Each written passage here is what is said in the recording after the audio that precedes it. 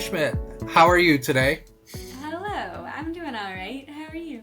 I am okay. I'm so happy that you invited me to take part in another thrilling episode of Outwit Outlast, the season 49 Survivor podcast that is coming to you in awesome video for the first time ever.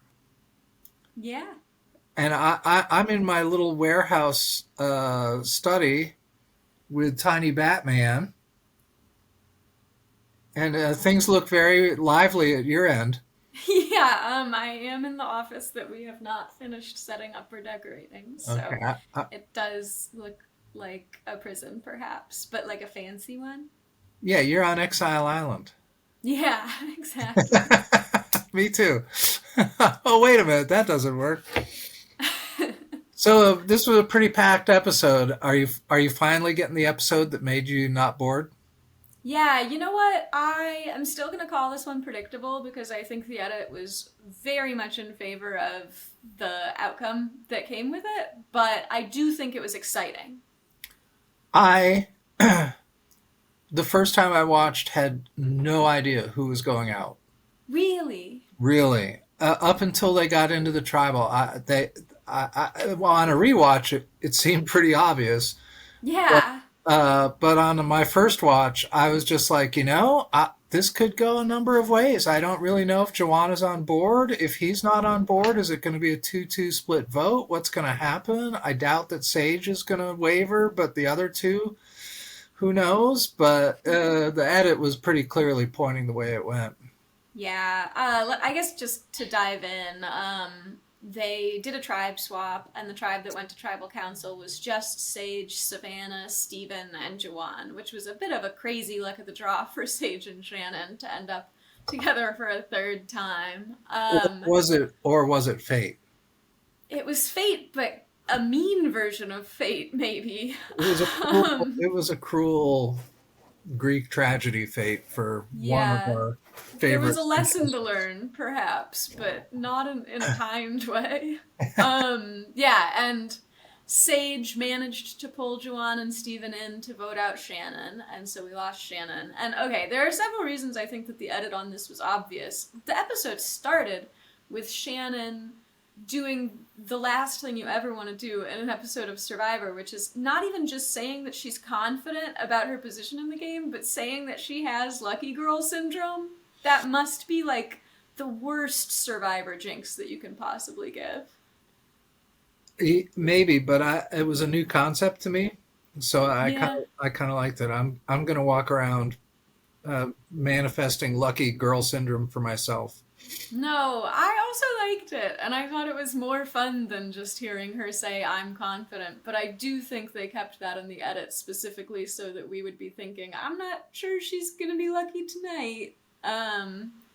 Yeah, right. And right before the commercial break, somebody said it doesn't look good for Steven tonight, and there was a close up of Steven, and that's a classic Survivor misdirect. Yeah, totally So. agree. And we've just seen more confessionals, I think, from Steven and Sage's perspectives, and we've seen a lot setting Shannon up, I think, as a bit of a villain. Like, we've seen that conflict so much more from Sage's perspective than we have from Shannon's. I feel like it was setting us up to be really excited about this Shannon betrayal at the merge. Well, my question for you was, did Shannon play a dirty game? That's what Sage said. Do you think she did? This might be controversial, but I don't. I think the internet doesn't really like Shannon. I haven't read that many. I haven't done like the deep Reddit rabbit hole. But the vibe I'm getting is that the internet doesn't like Shannon, and that Sage really did believe that she was playing this dirty game. But the way I see it, there are like three potential explanations for Shannon's behavior. One is she played a dirty game. She came on to Survivor and like in confessionals was lying the whole time. She was like, I'm gonna be this spiritual person and everyone's gonna love it. And she lied in confessionals and she lied to everyone on the show, and the whole time she was feeling a little bit like evil and like really manipulative and cruel. And then I think there are two much more realistic options, one of which is that she is a person who maybe does feel negative emotions that she's not displaying on the show, but she's like shoving them down and trying to cover them up with positivity and spirituality, and that makes me a little sad for her, but I don't think it makes her a dirty player. And then the third option, I think, is that she's genuinely a positive person who is good at regulating her negative emotions and replacing them with gratitude and positivity and spirituality. And I don't think that's something that any of us should be particularly mad at, or is even something that we should be considering fake or performative. Wow, I agree with you.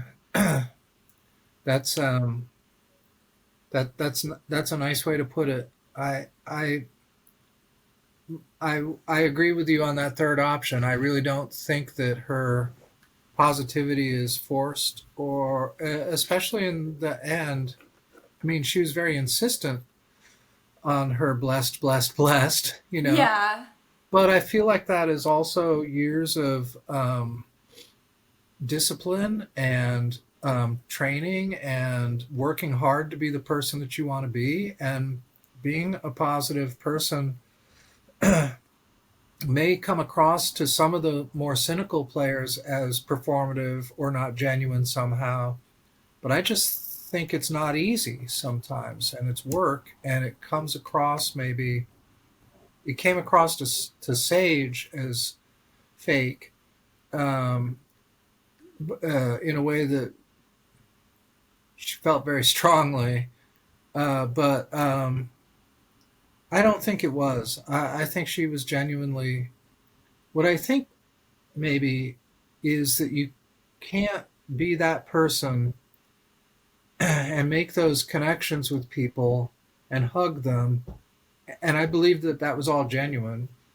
But then behind their backs, talk about voting them out. For her, there was no disconnect. There's the person connecting with people, and then there's the player over here who has to play the game. And in her mind, you could separate those two things out. But in Sage's mind, there was no way to separate them, you know? yeah.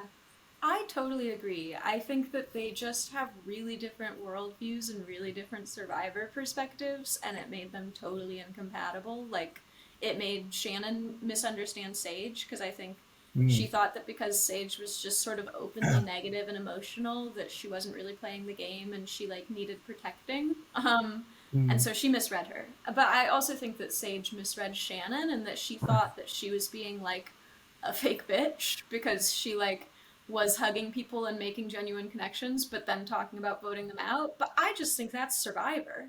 Maybe, I don't know. It's like, uh, I understand how your feeling of betrayal would be amplified given the way that Shannon presented herself to the tribe and the world. Yeah, that's true.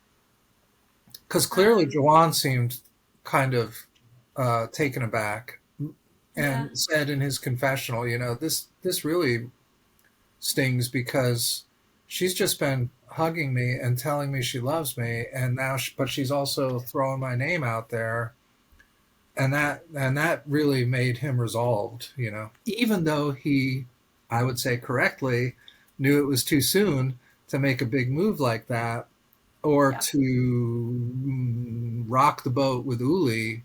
yeah, He still did it, and I don't think he hesitated yeah. too much. Let's circle back to Juwan's decision too, because I thought it was a really interesting one, and I think part of what made this episode interesting was that everybody was making active decisions, and I Yes, don't feel like they've been doing that to this point. yeah. Um, but yeah, I think it's fair that Shannon is, I think, probably genuinely a person who leads with like love and spirituality. And I think she was seeing Survivor like, do you remember when they had the crab and she was like, can we please take a moment to like thank the crab for its presence before we eat it?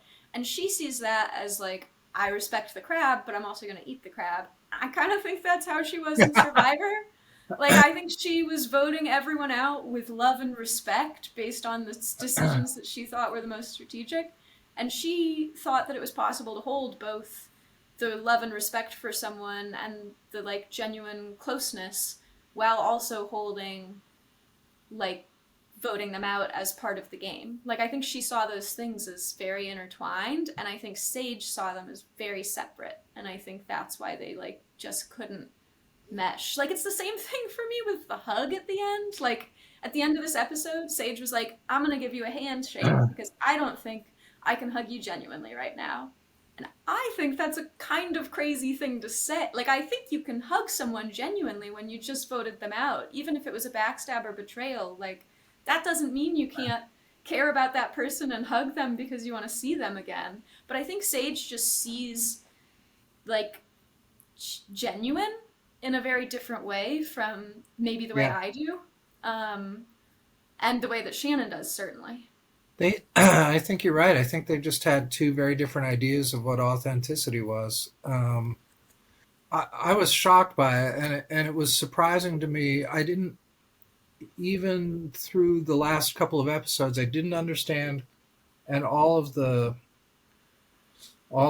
disdain that she and contempt that she was expressing with those facial gestures, to the camera. That was just contempt, I think, Yeah. is what I was reading. And um, but I didn't understand how angry she was, and deeply, like, I can breathe again.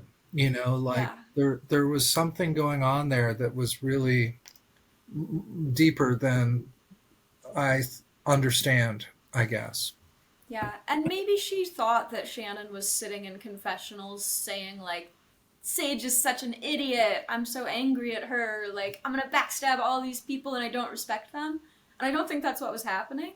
Yeah, And I don't even think Shannon was thinking that in her head, although maybe the internet does. I don't know. But I think that maybe Sage saw something different, or maybe she just really thought it was like I think it just made her really angry that Shannon could, like, tell her that she loved her and then also vote her out. But I think that's something that people do a lot in Survivor. I don't know. I don't know. I agree with you. I thought Sage's response was sort of bewilderingly. It was angry well beyond anything I understood from the tradition of Survivor or the gameplay of the season that we've seen. Yeah.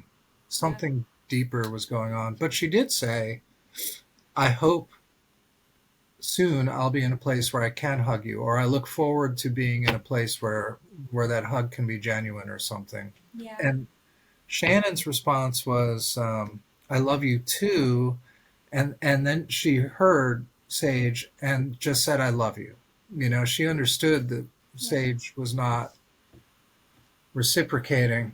But on the second time through, I was really watching Shannon's version of what was going on, and she was talking kind of. I don't think she understood at all how she was coming across to a lot of those other players. Um, Yeah. I think Lucky Girl Syndrome, weirdly, was actually kind of her downfall in the game. Like, she yeah, comes into the world with so much positivity and she tries to, like, manifest these positive relationships, and it worked really well for most of the people that she interacted with in the show, and it was just the two people, Steven and Sage, that it didn't work with, who she ended up in this last tribe with. very And true. she couldn't see it. Like, she couldn't see it when people didn't like her. And Sage was not hiding it very well. She was hiding it, and that was impressive in and of itself. But, like, I think that if Shannon was looking for someone potentially disliking them, she would have seen it. And I think that she Yeah, just wasn't capable of that. I think that the lucky girl syndrome made it impossible for her to see someone, like, disliking her. yeah, I agree with you. Sage's kind of, I don't, mugging for the camera isn't quite right, but playing to the camera with those really contemptuous expressions seemed like almost like somebody that wants to get caught. You know, Yeah. like she was daring to do it right when Shannon's back just turned. If Shannon had turned around, she would have gotten caught with a. Yeah. There's something going on there that I don't know what her gameplay is going to be now that Shannon is gone. She maybe made the right decision given what she had done up until this episode, but I think she's put herself in such a risky position at the merge because I think often the first vote in the merge, everybody kind of just wants to agree on someone And I think Sage right now is someone that it would not be that hard for both sides to agree on. Like, I think that old Uli tribe, her old original Uli tribe, is going to be so vengeful. Like, they strike me as pretty vengeful people, and I think the story that Joanne and Steven and Sage tell will all be the same, and it will all be what happened, which is that Sage really drove that vote. And I think nobody's going to like that. I had two minds about the move. It's early for such a big strategic move. Yeah. Um, and you're right that the rest of Uli is going to see that as a betrayal. Like they voted out a core Uli that um, Savannah and Riz and I guess all of the Uli, the rest of the Uli, were pretty tight with, Yeah. or were going to work together in a block. That they're not going to take that well. On the other hand, Riz already was sort of.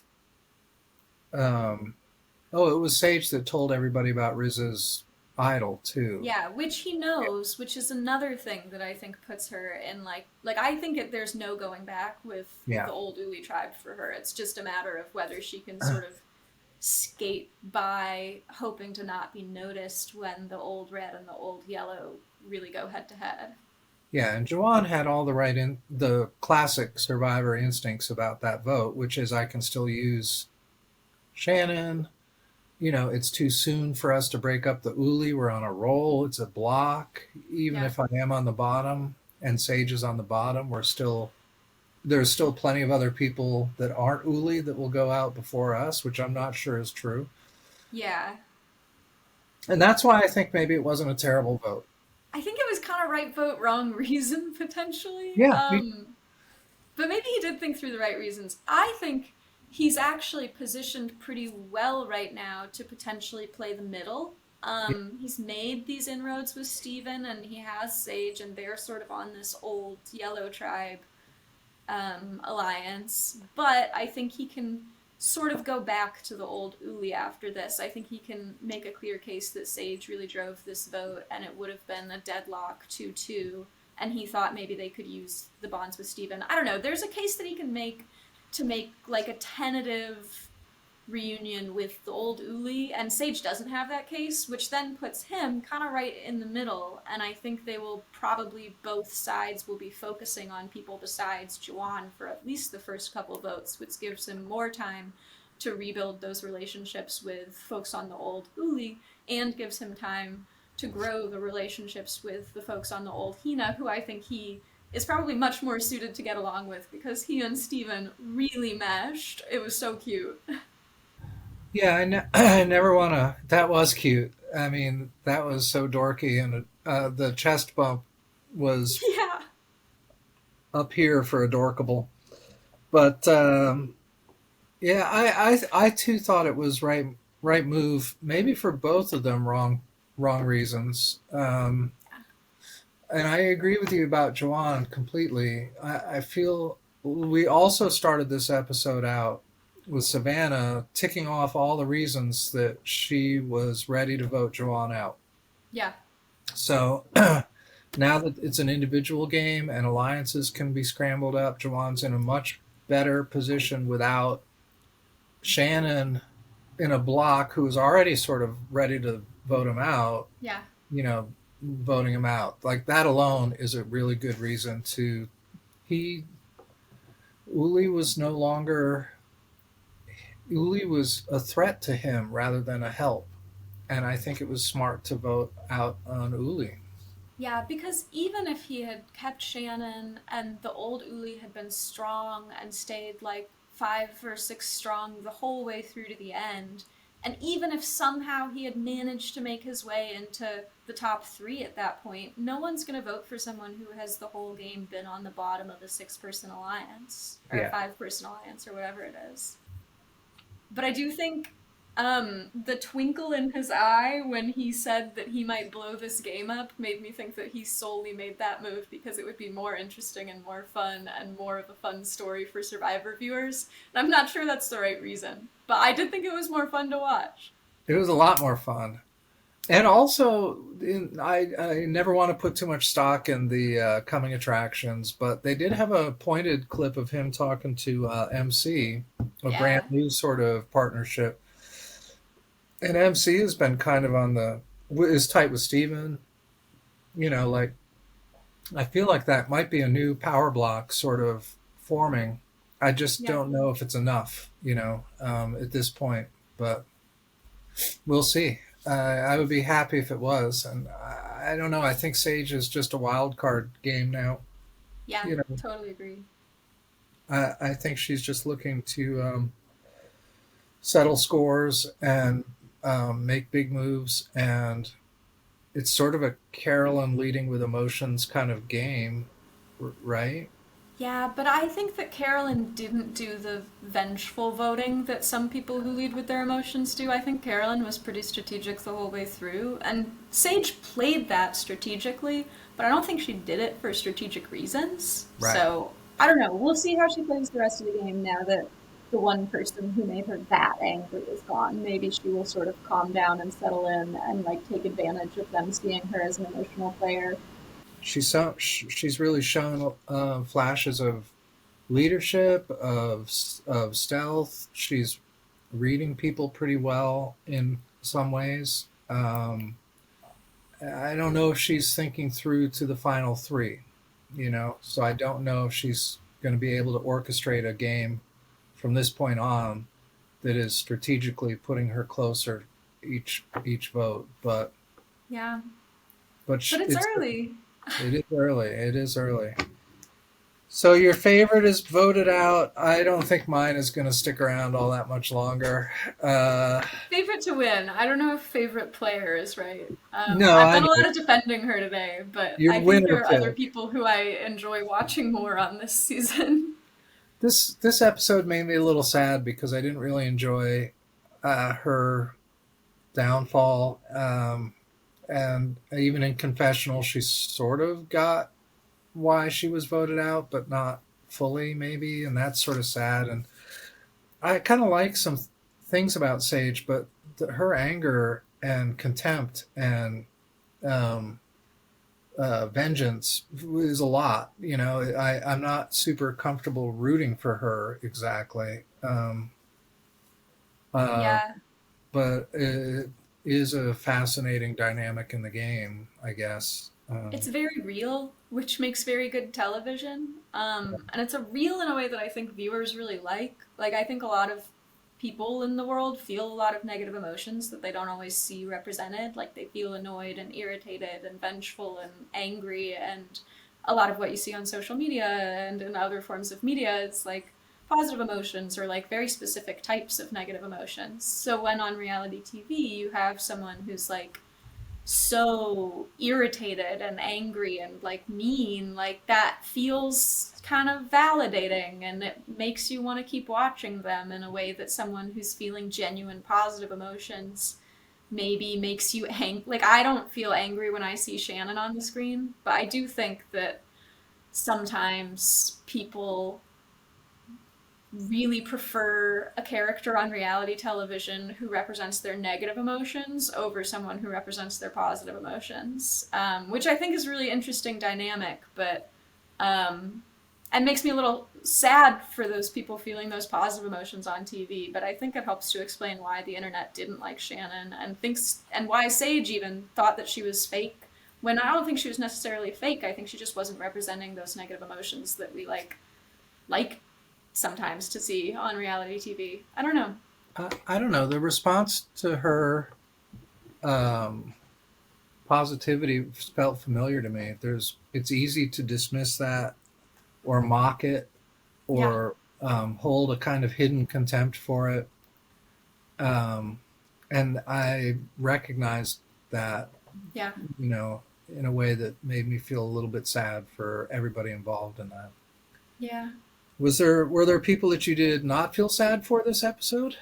You know who I felt so happy for this episode was Who? Sophie with an I. Oh my god. She had such a good episode.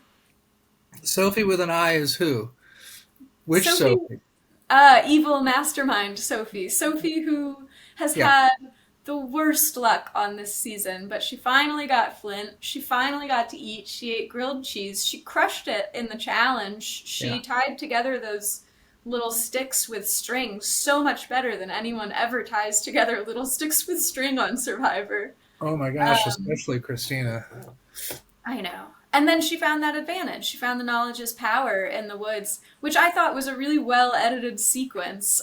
Because Yeah. it's rare that we get the sequence of someone finding the idol and the whole time they're talking about how bad they are at finding idols and how much they don't like it. So I was still a little surprised when she found the advantage out there. Yeah. And it wasn't easy to spot, and they didn't telegraph it. Yeah. Even better, the thing that I think she crushed the most was she's, for now, hasn't told anybody and doesn't seem to have plans to. I know, and I think that the knowledge is power is the most important advantage you could possibly not tell people about. Because even just the suspicion that there might be a knowledge is power in the game Yeah. causes complete chaos. Like, I don't know if you Right. remember season 43. They all, for some random reason, were convinced there was a knowledge is power, which there wasn't. But, like, every tribal, the idol moved, like, 3 different times to, like, get ahead of that Yes. non-existent advantage. So if she lets out an inkling that this is in her hands, I think Yes. it way reduces its power. She also said the very, very smart strategic thing, which is we're tight right now, but who knows where we'll be in a couple of days. Yeah. And that, honestly, that that to me is like she's thinking like a winner. She's Yeah. thinking like a final three player. Yeah. She's back. As soon as she got some protein and some carbs, it was like everything about her just started to glow up. It was great. Ooh, it I was so know. good.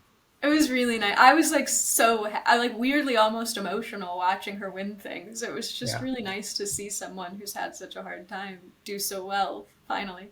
Yeah, it was great. It was, And by the way, it was also sort of nice to see YouTube Sophie have two confessionals and a little sparkle of personality. I know. I think she does have a good personality that is interesting and maybe not a sweetie pie personality. I But know. it was really fun to see that personality and to see her thinking strategically. Yeah, I feel I'm a little perplexed as to why we haven't seen more of her. Every glance, I know I'm biased because I just apparently randomly picked this person to be my winner, and I don't think she will You're at doing better all. than my winner pick, so. But she does in all of her confessionals. She's got a lot of personality. The camera likes her. She's smart. She's funny. You know that whole I I'm the new. I want to be the new Sophie. You know, like I'm tired of being the bottom of every stinking alliance I wind up in. You know, like Yeah, I unfortunately have heard a lot of players have that with that lament. You know, yeah. who then can't figure out what to do about it. But she seemed ready. She was ready to make. If that tribe had gone to tribal, I don't think she would have gone home. No, I think she would have been making the decision. Yeah, me too. So Um, well, she might get lost in the shuffle, but she might just be in a nice middle spot. yeah, because her tribe was her, Alex, Christina, and then Nate, who was clearly the odd man out as the only former Uli. But Christina, I thought, made a huge strategic blunder by, before they even knew that they might be going to tribal council, which they didn't end up going to tribal council, Christina said, let's use Sophie's name as a decoy, which Oh, Alex is sitting right there. Like, Alex is an easy decoy. He's not going to be mad if you say that he's going to be a decoy. He's a chill guy. He's yeah. just trying to find a place to fit in because he's one of the only 2 people left from his original tribe. Such an easy decoy. I don't know why she didn't say Alex. I don't know why she said anyone's name at all. She inadvertently gave people quite a few reasons to vote her out. You Yeah. know, the heat exhaustion you can't blame somebody for. But she also did this thing that old school Survivor players would have jumped all over, which is say that she missed home, she missed her kids, you know. And they Yeah. would have been like, oh, well, if you want to go home that much, let's vote you out. You don't want to be here. Yeah. And then she did not do great with that stick. And No. that almost cost them the challenge, but it Yeah. didn't. But it That didn't. was great. I like her, but I think there were like three things that she did that episode or that happened to her that would have gotten her voted out, probably. Yeah.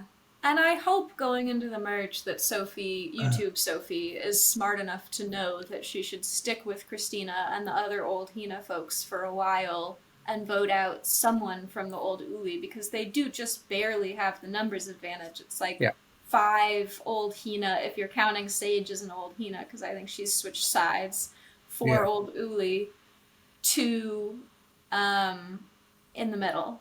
right. Yeah, So yeah, I think that there's room for the old Hina to have a slight advantage going into this merge. But with the idols and advantages there, anything could happen. I'm really excited for this merge next week. me too. And I have some questions for you about that. What is going to happen to MC's idol after the merge? I think based on what happened after they all did the tribe swap, they're gonna just sort of like reset it so that whatever beach they end up on, she can still find it. So I think it'll be Oh, the same rules where it's like as soon as they lose at tribal, she has to look for it. I think you're probably right, but that means after the next individual challenge, she's going to have to scramble to find an idol or not have her vote. And Steven knows this, but nobody else does. Yeah, although I read in Jason's interview that he also knew, that she told Oh, him right after she told Steven, which was interesting. yeah. It's just funny, like the stuff that we never learn about the people who get voted off early. Like Jason did Yeah. have a little alliance there, and he might have been reading people better on that original beach than we gave him credit for. But he just like his story didn't make sense in the overall narrative. Um, Yeah. And they're really pushing the Uli versus Hina war. yeah, big That's time. the dominant narrative of this season. Yeah. Or, as you like to refer to it, the sweetie pies and the cutthroats. Although, after his fishing performance, I don't know if I can call Rizzo cutthroat anymore. Give it some time, but I need a moment to recover from him waddling down the beach in those flippers. I need a moment to recover from two Rizzo things. One is that, which was not cool, and the other was him. Maybe it was just the camera shot, but him puffed up saying, "I want to strike a little bit of fear into the hearts of people. I want people to be afraid of me." And then there was Yeah. just Mastermind Sophie on the hammock, like looking at him, like, yeah, like it was not. Rizzo is not inspiring fear. I don't know why he thinks that's the way he's going to get to the end. No, I mean, I think the thing that he is doing, which is maybe inspiring, like, humor, is way better for his game than inspiring fear would be. But, I think he's embracing it, but I don't think it's intended. I can't tell. I can't tell if he's sort of joking when he says he wants to inspire fear. I think he's fully aware that he's funny and goofy and Okay, sort of a clown. I think like his putting that's true. the scuba gear on to do that confessional, like he's aware that he's being goofy, I think. That's true. He is kind of he is clowning, and he surely he could have figured out how to fish, even if he had a very ungraceful approach to the ocean. Yeah. He could have done it. He just chose to make it as silly as a silly failure. Or at the very least he leaned into the silliness.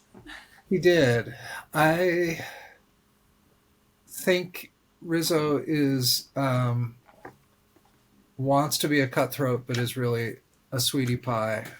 Um, I think, in fact, that this was a bad episode for the sweetie pies and a pretty good episode for the cutthroats in every little tribe as they were talking about who was probably going to go home. It became clear to me that the cutthroats were really driving the sweetie pies out of the game. Yeah, I mean, and who knows whether Shannon is the cutthroat or the sweetie pie, and same with Sage. They both could, I Oh, think you could make an argument for both of them. But like hmm, Christina, clearly a sweetie pie, was maybe going to yes, get voted out. MC, clearly a sweetie pie. Would have yeah, been a really interesting tribal. That was MC, Rizzo, Savannah, and Sophie. But MC had that idol, so if she could find that idol in time, she would have been safe, and that would have been fascinating. That would have been the only way she would have stayed. But that would have been very interesting because I don't know who would have gone home. I know, and I think it's rare that someone finds the beware advantage and doesn't actually end up with the idol. And I Yeah, think it would have been really tense to watch her looking for. It's too bad that we didn't get that search. I think that would have been a crazy episode that would have been. Yeah, it would have been. because it's not Um, like she could have enlisted help. Like she would have just been out there alone trying to dig up that idol like desperately. yeah, I thought MC got lucky with the outcome, but also MC's so good in challenges, and so are the rest of them, Yeah, that I thought there was very little chance that they were going to lose. yeah.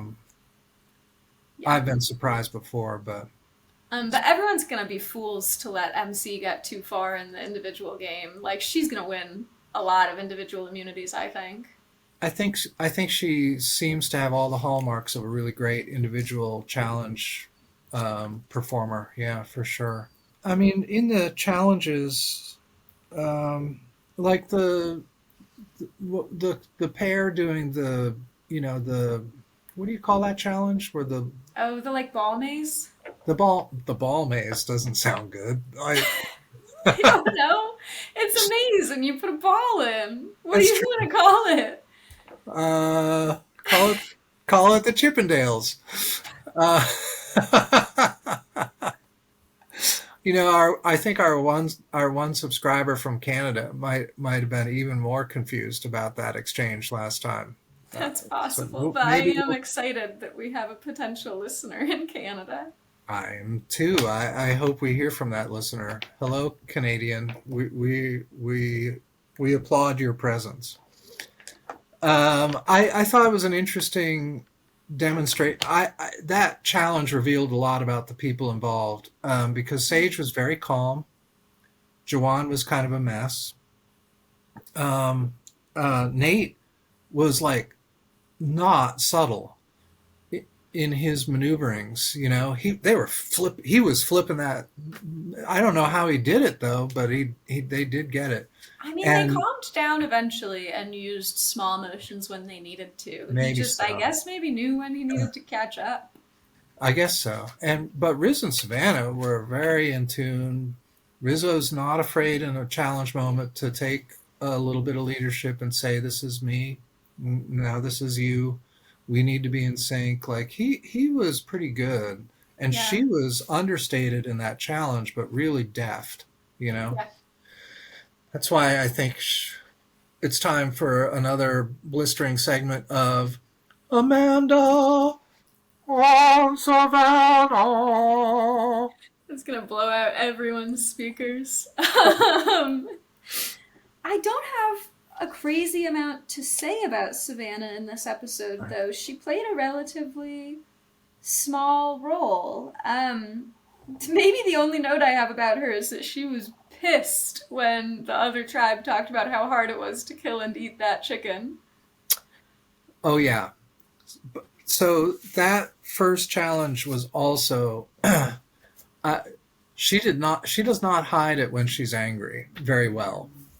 Yeah, So if she and Sage start to butt heads, that's going to be explosive. But yeah. I don't know. She's got some savvy. I think she'll find a way around that. But I also thought, who else looked pretty pissed?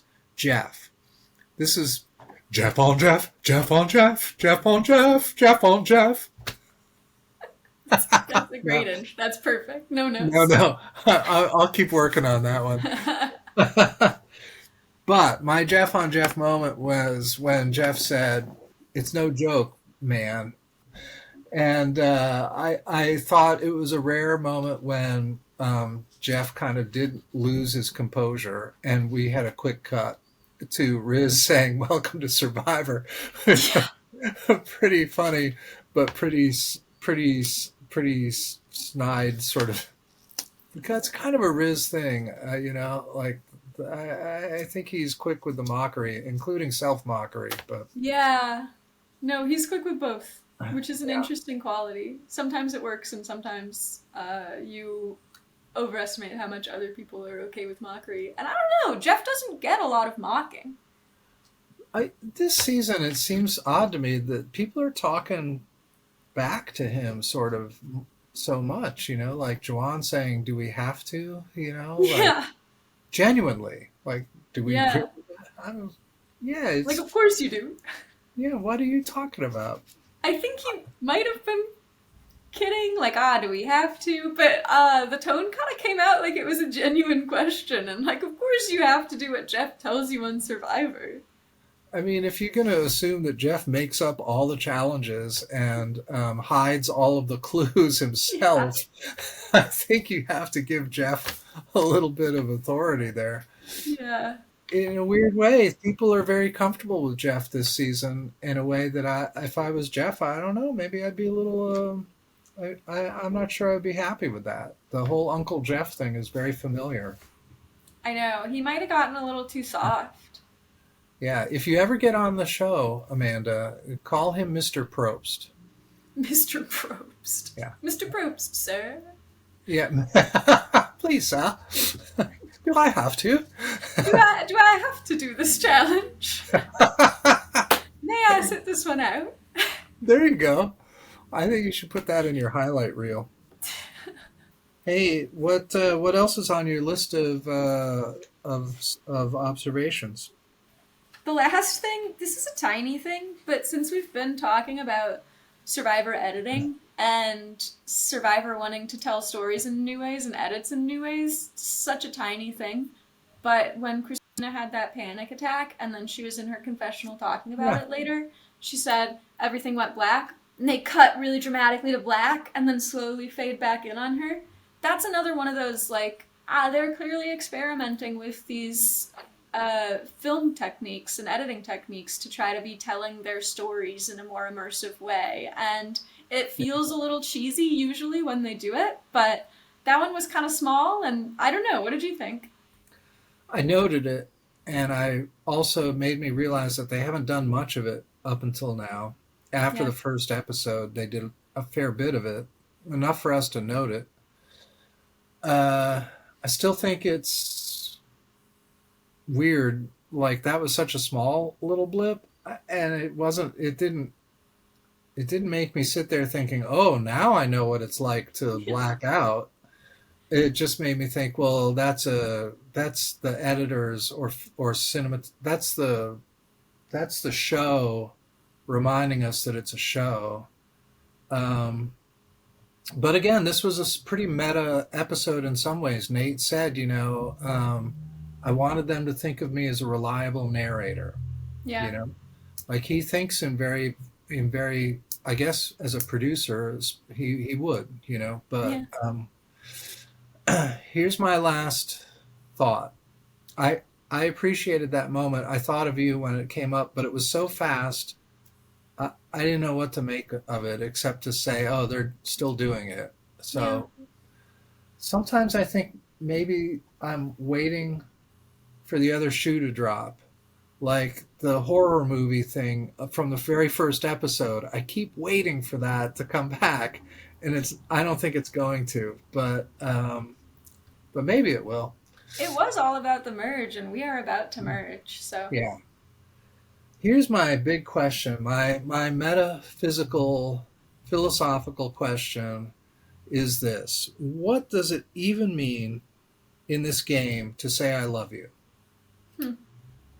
Like Shannon was leaving by saying "I love you" to everybody. I love you, and I believe it. But then after she was gone, the three of them said, "I love you, I love you, I love you." And even at the very start, Savannah's like, "We love you, Joanne, but we're going to vote you out." And I just thought, like, I, I don't know what love means on Survivor. I don't know why people say it so much this season. Hmm. Do they say it every season? Or is I it, don't know. what does love mean on Survivor? That's an interesting question, and definitely one we can keep talking about. I think it means different things to all of them. I think that's part of the disconnect with Sage and Shannon, is that it meant something different to them. I think when Shannon was saying that at the end, it was kind of her way of saying, it's okay, I don't hold this against you.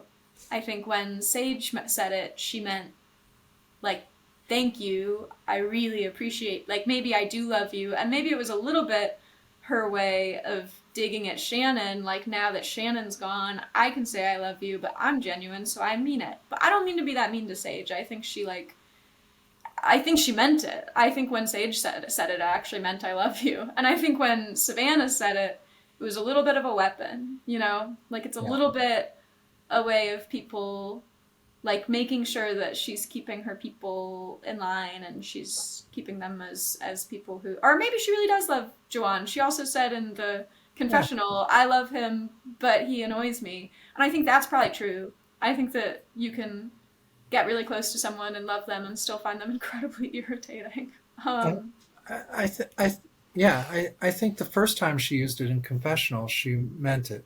You know, Yeah. I like him a lot. He's great in a lot of ways. If we weren't in the game, um, you know, maybe we would hang out. But he's annoying me. And the way she ticked through the things that annoyed her, I mean, I sort of get it, you know. Yeah. And I really don't understand. I think Joanne gets it too, and he just has blundered into it so badly that he can't undo it, and he can't call. If he calls more attention to it, it's going to make it worse. So he's Yeah. just, thank God for the merge, you know. Yeah.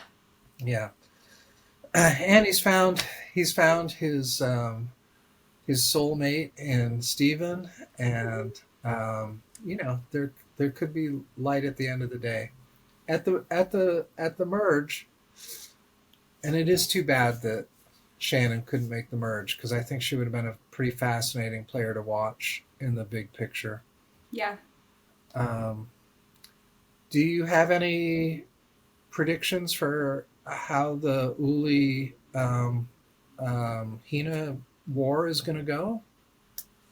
Man, I mean, it's a little bit anyone's game, but I think I will say that despite maybe having slightly fewer numbers now that Shannon is gone and Sage has kind of defected, I think that old Uli tribe just seems more in tune and seems more like tight and on the same page than that old Hina tribe. Like, Mm-hmm. speaking of being a sweetie pie, Rizzo, when that challenge ended, did you hear the first thing he said was, I'm proud of you to Savannah? And Yeah, then they like have this big hug with Sophie, and it's like yeah, this huge triumphant moment. And like the core four of them throughout this season, we have not really seen disagreeing with each other. I guess it's more of a core three now, but like they're a tight three, and I think that that will work in their favor. But I think old Hina has the numbers, and they have an idol that people don't know about. Um, and the only thing really working against them is that they seem a little more fractured, and sometimes a tribe that has never voted feels, I think, a little bit more antsy and ready to make big moves, and so they'll risk taking out someone that they're close to when they really should be trying to keep their numbers advantage. The people who I think are well positioned, if they get back together, are Sophie and Alex, Mastermind Sophie with an I, and Alex, because they are totally in the middle, swing votes. Sophie is really ingratiated with the old Uli. Alex is pretty ingratiated with the new Sophie. Um, I yeah. think that they are really well positioned to have all the information. So I think that is boding well for Sophie, if nothing else. I don't know how it's going to go for the rest of them. I think it's going to be a little bit of like a mad dash to the end. Yeah. I think I think you're right. I think you broke it down well. I think Hina on paper has all the advantages, numbers, um, potential. If they figured out how to come together with the numbers, they have all the advantages. But I think Uli's core four, I would put Mastermind Sophie in with that Yeah. four for now. But I don't think she would be loyal to them forever. And No. she would flip on one of them to take out a big threat, I think, when she could. Mhm. I think Mastermind Sophie is actually in the best position of the game right now. I think Um, so too. but I really think Savannah's in a good spot too. she's um, she's not on the radar. I don't think for a lot of people as a big final three threat exactly. I don't know why, but I don't hear people saying, "Oh, we got to take out Savannah and Riz."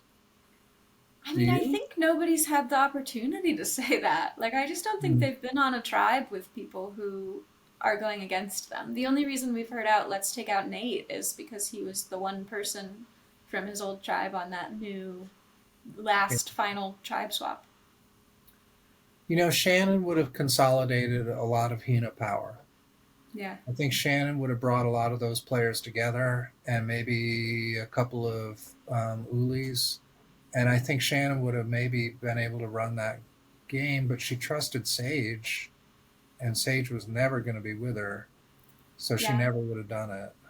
Because I do think that her strategy, it was another example like Jason and Matt, where the strategy was right, but it was the wrong people in the wrong situation, and she didn't notice. Like, I think she was right to want to take out Jawan, who is sort of expendable in that case, in order to build trust across enemy lines. And I think she just, like, if she had been right that Sage was on her side, that would have been the right thing to do. Steven would have gone along with it, and it just, she just really misread it. And that makes this, I think, a much more chaotic game going into the merge. Mm-hmm. Yeah, it is. I'm really looking forward to this group post merge. I hope the gameplay is. Um, for me, the pre merge wasn't as boring as it was for you. I guess. But I don't know why. I agree with you that almost all of the votes were pretty predictable. um, I've just been very engaged by the players, I guess. And But I haven't been super surprised. There haven't been any big blind sides, except for this episode. For me, felt a little bit like a blind side, but Yeah, it was definitely a blind side. I, as a viewer, maybe saw it coming because she did the survivor kiss of death and talking about being confident, and because they've been sort of building her up as a villain, I think. But yeah, yeah, I think that was an interesting episode because everybody was making decisions, and I really liked watching them all make decisions. And I think the snake bite episode was an interesting episode because it was wildly unpredictable, and also people had to make hard decisions. And I think at the merge, people are going to be making a lot of hard decisions, and that's going to be fun to watch. I agree. All right, and by the way, I think Sage was getting the villain edit. Maybe. No, that's.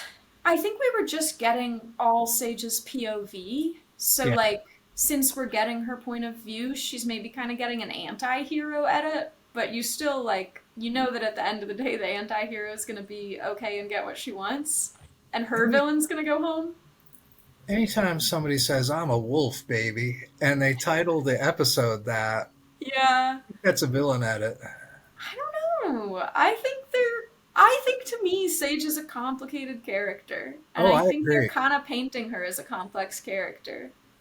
Cause she's funny. She's Yeah. mean and she's angry, but she's also funny and empathetic, and we get these stories about her childhood. Like, I don't think they'd give us all of that if they just wanted us to dislike her. I had this thought when you were talking about how alternates are chosen because they could fit into almost any circumstance. It made me wonder, and I think we've talked about this before, why they don't cast everybody with an alternate sort of eye. And it suddenly occurred to me that a lot of these players aren't just one thing. Riz is not just simple. He's not just a Rupert, who Yeah. seems to be like projecting one thing. They're all, from what we've seen of them, they all seem to have facets that are sometimes contradictory, and I like that. Me too. I think there are still people who, like, fit a typecast every now and then, but I think it happens a lot less than it used to, and I do think that's one nice thing about New Era Survivor. I think they continue to cast more interesting people and show us more sides of those people. Yeah, good job casting. Yeah. Good Good job, job, Mr. Jesse. Good job, Mr. Probst. Um, All all right. right. Well, I think we wrapped it up. What do you think? I think so too. It was good to talk to you. I'm excited to talk to you next week about the merge. You know, I am too, and I would say that I don't know what I love you means on Survivor, but I know what it means when I say it to you. I love you, Amanda. I love you too. Oh, that was rather reluctant. It was so cheesy, Dad. I know. That's like the equivalent of your dad singing in Walgreens when you're eight Yeah. years old and you just want to be anonymous. Yeah, you're. Well, I can't say you're being embarrassing this episode because that sounds mean. But I love you too. Hey, you can be the cutthroat and I'll be the sweetie pie. We'll do that this time. Okay. We'll All switch right. next time. All right. Well, I'll talk to you next week. Bye. Love you. Bye. Love you.